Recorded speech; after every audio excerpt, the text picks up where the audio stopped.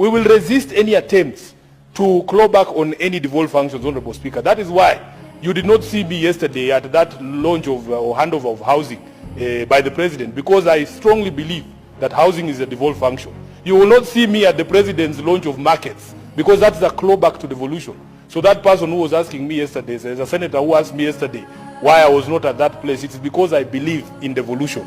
And this is clawback to devolution. Number two, Honorable Speaker, they have gone into Ngong Road Forest, and out of the blue, somebody is building a hotel in the middle of the forest without telling anybody. Honorable Speaker, it takes the locals there, the people, the neighbors, to raise the alarm and say there's something that is happening in the forest, for them to come out. And then I saw the chief conservator of forests coming there and saying, oh, the project is above board. Our constitution requires transparency. When you are dealing with public property, all it takes, Honorable Speaker, is for KFS to tell us these are the plans for this particular forest, engage the stakeholders, engage the public, let us have NEMA on board, so that we are all clear that there is a project that is happening and this is how it's going to benefit us, especially when it comes to conservation of the forest. But this issue of them waiting for social media outrage, then they come and tell us, oh, this thing, Speaker, as a Kenyan leader, I know that we leaders have a responsibility to Kenyans and no other person. I was deeply embarrassed, Honorable Speaker, that at a time when people are being deported from our neighboring country, and if you look at my passport, Honorable Speaker, I have the blue passport. It says East Africa Community. When I was a member of the Law Society of Kenya, Honorable Speaker, at the council, we used to do something called, push for something called cross-border practice. There are lawyers who are qualified from the University of Dar es Salaam, Tanzanians, who practice law in our Kenyan courts. There are students at the Kenya School of Law from Tanzania and from Uganda.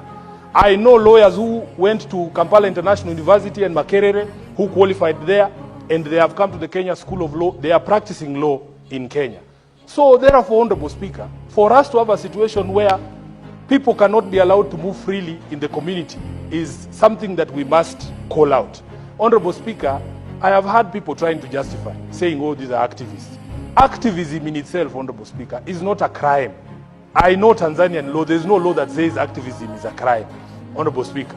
So for me, I was deeply embarrassed to see our Foreign Affairs Minister, who should be our foremost defender, adopt a very nonchalant, a very laid-back, a very lazy attitude yesterday on Citizen, Honorable Speaker, that he has not even summoned the Tanzanian ambassador to ask him what was the reason why these brothers of ours were expelled. As we speak, there are Kenyans whose whereabouts are still unknown. Just show some concern for your countrymen. That is the job that you are given to do, Honorable Speaker. So I was a bit disappointed. And we need to, as a community of nations in East Africa, we must, Honorable Speaker, call out dictatorial tendencies whenever they emerge, because we are all brothers. If you ask Senator Eddie at his border in Isebania, people trade and cross over freely. We are brothers and sisters, and we cannot allow a situation where we have Kenyans being deported. At least when I was deported from Angola, I took it in stride. By the way, nobody in government bothered, Honorable Speaker.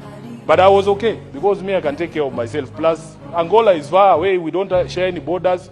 I don't think I know any Kenyan who's married to an Angolan. It was okay. But Tanzania are our brothers and sisters, and we must, Honorable Speaker, stand up for every Kenyan. This is the reason why, Honorable Speaker, when people start conversations about patriotism, it is very difficult to love a country that does not care about you.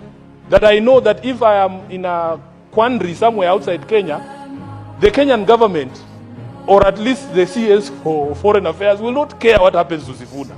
Honorable Speaker, it breaks my heart. If I was stuck in southern Lebanon when the war began, would this government really come for me? That is the question I ask myself. We are on our own. Then when we complain, people say, oh, you don't love your country. Love, Honorable Speaker, is reciprocal. You love me, I love you. I thank you, Honorable Speaker. Senator Wambua. Mother Karua is an honorable member who has served this republic, not only in this house, but also in cabinet. And Mr. Speaker, Mother Karua was one of the engines behind the success of the promotion of the fast tracking of the East African community.